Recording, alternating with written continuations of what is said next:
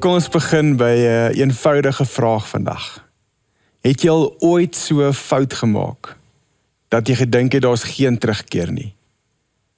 Ons het almal al sulke oomblikke gehad. Miskien was dit nie dramaties nie, miskien was dit, maar dit was verseker deurslaggewend. Dit het saak gemaak. 'n Oomblik waar ons iemand in die steek gelaat het, waar ons misluk het teenoor die mense vir wie ons die meeste omgee en voor lief is. Miskien het jy daardie oomblik in jou huwelik gehad, of met jou kinders, jou ouers. Miskien was dit in jou loopbaan, toe jy 'n kind was. As ek terugdink aan my eie lewe, is daar baie goed wat ek wens ek kon oordoen of uitvee. Petrus het een van daardie oomblikke gehad. En nie sommer enige oomblik nie. Hy het Jesus verloon. Nie 1 keer nie, nie 2 keer nie, 3 keer. En daardie mislukking het nie privaat gebeur nie. Dit was in die openbaar. Almal kon dit sien, almal het dit beleef, sy vriende het dit gesien en beleef. En dit was pynlik. En nou vind ons dat hy in Johannes 21 nie preek nie, nie bid nie, nie lei nie, maar vis vang. Terug in die boot, terug waar hy begin het. Amper asof hy sê, ek dink nie ek is uitgeknip vir hierdie disipel ding nie. Maar toe daag Jesus op. En is dit nie so in ons lewens ook, dat ons, wanneer ons op daai plek in ons lewens is, waar ons net voel, ons wil terug. En Jesus daag op, dat dinge verander nie. Ons skrifgedeelte vandag, ons lees uit Johannes 21, kom ons lees saam. Toe dit al lig was, het Jesus daar op die strand gestaan, maar die disippels het nie geweet dat dit hy is nie. Jesus vra toe vir hulle, mense, het julle nie iets gevang om te eet nie? Nee, antwoord hulle hom. Hy sê toe vir hulle, gooi die net aan die regterkant van die skei uit, dan sal julle iets kry. Hulle het die net toe daar uitgegooi, en vanweer die groot klomp vis, kon hulle nie weer intrek nie. Die disipel vir wie Jesus baie lief was, sê toe vir Petrus, dit is die Here. Toe Simon Petrus hoor dat dit die Here is, het hy sy hemp aangetrek, want sy bolyf was kaal, en in die water gespring. Hulle was nie ver van die land af nie, net omtrent 100 tree. Die ander disipels het met die skytjie gekom, en net met die visse en net al die visse gesleep. Toe hulle aan die land kom, sien hulle vuur brand en 'n stuk vis daarop lê. Daar was brood ook. Jesus sê toe vir hulle, bring van die vis wat julle nou net gevang het. Simon Petrus het toe in die skei geklim en die net op die land getrek. Dit was vol groot visse, 153, as ons korrek wil wees. En alhoewel daar so baie was, het die net nie geskeur nie. Toe sê Jesus vir hulle, kom eet. En een van die disipels het so ver gekom om vir hom te vra, wie is u nie? Hulle het geweet dat dit die Here is. Toe hulle klaar geëet het, vra Jesus vir Simon Petrus, Simon, seun van Johannes, het jy my baie lief, meer as hulle hier? Ja, Here, antwoord hy hom, u weet dat ek u lief het. Hy sê toe vir hom, laat my lammers wei. Jesus vra hom weer, 'n tweede keer, Simon, seun van Johannes, het jy my baie lief? Ja, Here, antwoord hy hom, u weet dat ek u lief het. Hy sê toe vir hom, pas my skape op. Jesus vra hom die derde keer, Simon, seun van Johannes, het jy my lief? Petrus het bedroef geword, omdat hy soos om die derde keer gevra het jy my lief? En hy antwoord hom, Here, u weet alles. U weet dat ek u lief het. Hy sê toe vir hom, laat my skape wei, tot sover. Het jy opgemerk, die disipels herken hom nie eers nie. Nie op die eerste oomblikke nie. En ek wonder, doen hartseer en verlies dit nie soms aan ons nie. Dat ons blind word vir dit wat om ons aangaan. Dit vertroebel jou visie. Die Engels het 'n mooi woord, dit blur jou visie. Maar dan roep hy na hulle. Laat my terugdink aan Jesus se verhaal waar hy vertel, hy is die goeie herder en hy sê, wanneer hulle my stem hoor, sal hulle kom. Hy roep na hulle. Hulle gooi die net uit en net soos voorheen loop dit oor van visse. En dan die openbaring. Johannes fluister vir Petrus. Dis die Here. En Petrus, impulsiewe Petrus, spring in die water. Selfs in sy skaamte wil hy by Jesus uitkom. Hy wag nie vir die boot om tot by Jesus te kom nie. Hy duik reguit in geloof in die water in. Dit is hierdie vreugde, net hierdie hoop, net hierdie verwagting dat iets nou daar kan verander. En dan kom ontbyt. Jesus maak vir hulle vuur en berei brood en vis voor. En dis daar rondom daardie vuur, dieselfde omgewing waar Petrus Jesus verloon het. Hy selfde vuur waar Jesus die werk van transformasie in hom begin. Hy vra, Petrus, het jy my lief? 3 keer. Nie 1 keer nie, nie 2 keer nie, 3 keer. En dit is nie toevallig nie. Jesus doen hier iets baie opsetlik. Elke ontkenning wat Petrus gemaak het, word deur liefde ongedaan gemaak. Petrus sê, u weet dat ek u lief het.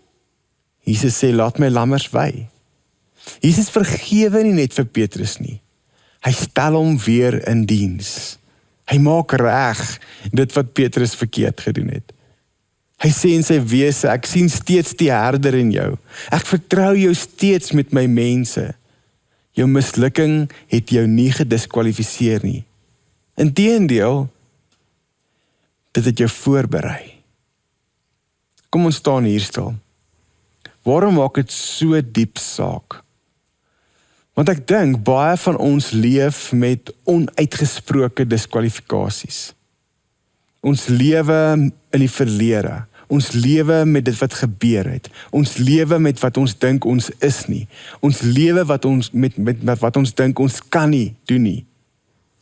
'n rukkie terug het een van my kollega's saam met iemand gesit. Sy vertel die storie. Die persoon is briljant, begaafd, vol potensiaal. Maar hy kon nie verby wat 'n dekade gelede gebeur het, toe hy 'n verhouding gehad het en sy gesin verloor het, kom nie. Hy kon nie daaroor kom nie. En hy het vir haar gesê, ek weet God vergewe my, maar ek dink nie hy kan my ooit weer regtig gebruik nie. En hier het my diep geraak, want sy kon vir hom sê, om in sy oë kyk en vir hom sê, dink jy Petrus het anders gedink?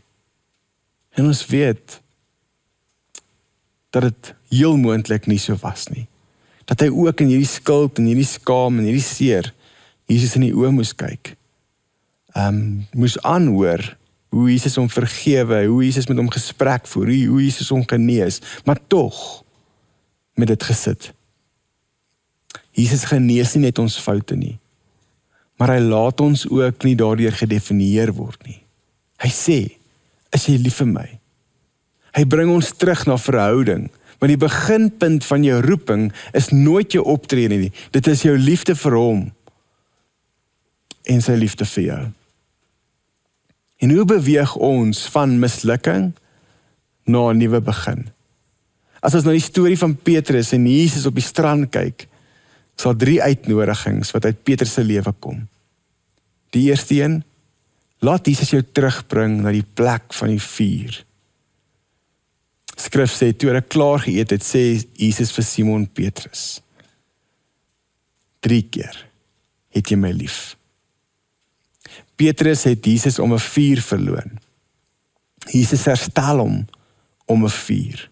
Hy vermy nie die toneel van pyn nie. Ek wonder, gebeur dit nie baie keer met ons nie, dat ons dit vermy, dat ons ook wil hê Jesus moet dit vermy, wanneer ons weer op so 'n plek kom. Jesus vermy dit nie. By Houtskool 4 het Petrus gesweer, dat hy hom nie ken nie. Die laaste keer dat hy naby Houtskool 4 was, het hy probeer wegkruip en sy vrees en skaamte weggesteek. Nou roep Jesus hom terug na die kant. En wat wag daar? Nog 'n Houtskool 4. Selfde omgewing, 'n ander doel. Ek sien al Petrus uit die boot spring, hier's 'n verwagting, hier's 'n hoop, dis Jesus, dis ons Here, en dan kom hy op die strand, en dan sien hy 'n vuur, en ek weet nie, was dit dalk moontlik dat hy terugflitse gehad het, van wat gebeur het nie. Maar Jesus benader dit anders. God is nie bang vir ons skande nie. Trouwens, God ontmoet ons daarin, op daai plek. Nie om ons bloot te stel nie, maar om ons te genees. En dis wat hier gebeur. Jesus herskep die toneel. Nie om Petrus se mislukking te herhaal nie, maar om dit te herskryf. Jesus vermy nie die oomblik nie, hy gaan dit binne. En na ontbyt vra hy vir Petrus 3 keer, het jy my lief? Nie waarom het jy my verloon nie, nie is jy jammer nie, net is jy lief vir my. 3 ontkennings, 3 geleenthede vir herstel. Ons kan nie net die opstandingslewe ingaan sonder om eers toe te laat dat Jesus ons wonde aanraak nie. Dit is wat opstanding regtig is. Dit is die transformasie van ons slegste oomblikke in 'n nuwe begin. Miskien is daar 'n houtskoolsvuur in jou storie. 'n Oomblik van spyt, mislukking of verlies. Miskien 'n gebroke verhouding, 'n finansiële mislukking, 'n besigheid wat nie gewerk het nie. Verslawing, iets wat jy nie kan los nie, iets wat jou nie wil los nie. Moenie dit vermy nie. Laat Jesus jou daar ontmoet. Kom terug na die vuur toe. Die tweede uitnodiging wat in Petrus se lewe vir ons na vorentoe kom, is beantwoord die vraag, is jy lief vir my? Al is dit seer. En die derde keer wat Jesus vir Petrus vra, was hy seer gemaak, omdat Jesus hom die derde keer gevra het. Hy het gevoel, maar hoekom herhaal Jesus dit? Is dit nie iets wat dalk by my lê nie? Ek probeer woorde in Petrus se mond sit, maar ek probeer myself indink in daai situasie. En dit is een van die kragtigste verse in die hele Bybel. Jesus probeer nie om Petrus te verneder nie. Hy genees hom. Petrus is seer gemaak deur die derde vraag. Hoekom? Omdat hy die diepste wond in sy lewe aangeraak het. Petrus is seer gemaak. Maar hier is die groot ding. Hy bly in die gesprek. Laat ek jou vra. Laat ek myself vra. Wanneer Jesus op ons harte druk, bly ons in die gesprek. Miskien kan jy identifiseer of jy kan 'n oomblik onthou waar Jesus sterk, die Heilige Gees sterk op jou hart gedruk het. Bly jy daar of gaan jy weg? So baie van ons sluit af te midde van pyn. Wanneer die oortuiging in ons tref, word ons stil, ons onttrek. Wanneer die Gees fluister oor daardie verslawing, daardie verhouding, daardie gewoonte, ontduik of vermy ons dit. Ons sê, kom ons fokus net op die goeie dinge. Miskien sê ons dit vir die Here. Kom ons fokus net op die goeie dinge, Jesus. Kom ons gaan nie terug nie. Maar genesing en roeping begin met eerlike gesprekke. Met die Here, met mekaar. Dink aan die woorde van Paulus, waar hy sê, bely mekaar julle misdade. Bely, praat met mekaar. Here met mekaar, sodat julle gesond kan word. Begin met eerlike gesprekke. Hierdie vraag, is jy lief vir my, is nie tot Jesus se voordeel nie. Hy weet reeds, dis vir ons sin. Omdat liefde nie bewys word in die afwesigheid van mislukking nie, dit word dikwels verfyn daarin, maar dit word nie bewys daar nie. En Jesus se vraag gaan selfs dieper, het jy my meer lief? Het jy my meer lief as hulle? En sommige teoloë sal sê, hierdie hulle is bedoelend met die vis. Dis hoekom ook die getal genoem het. Sê, het jy my lief meer as dit wat jy bereik het, dit wat jy gekry het, het jy my meer lief as hierdie goed? Die ou lewe, die gemaksone, het jy my meer lief as dit? Ander teoloë sal sê, dit is die ander disippels wat Jesus van praat.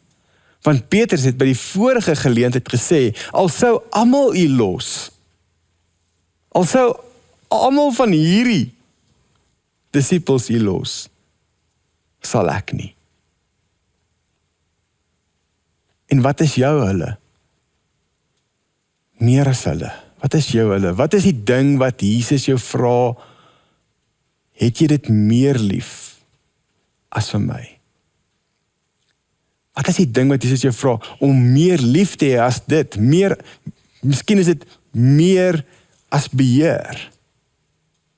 Meer as jou beeld, jou wil. Meer as om reg te wees. Of miskien meer as om veilig te speel. Want die oproep om Jesus lief te hê, is ook die oproep om jou liefdes tussen hakies te herorden in jou lewe. Op die regte plek in jou lewe te sit. En dan 'n derde uitnodiging. Verander jou liefde in aksie. Sorg vir my skape. Laat my lammers wei. Sorg vir my skape. Laat my skape wei. Drie opdragte wat Jesus saam Petrus se reaksie gee. Dit is waar die rubber die teer slaan, spreekwoordelik. Jesus sê nie, wel, ek is bly dat jy my lief het, kom ons hou dit nou net so tussen ons, kom ons blaas van nou net die vuur so bietjie tussen ons aan, kom ons hou dit lewendig. Nee, hy sê, gaan wees dan lief vir ander.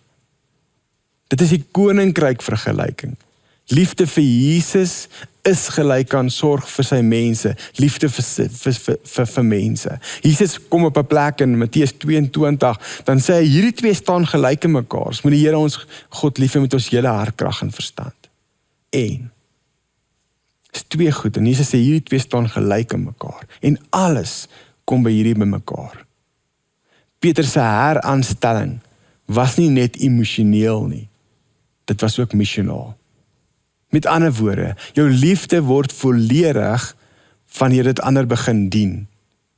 As jou verhouding met Jesus jou nie na mense beweeg nie, is dit nie herstel nie, dan is dit net geestelike isolasie.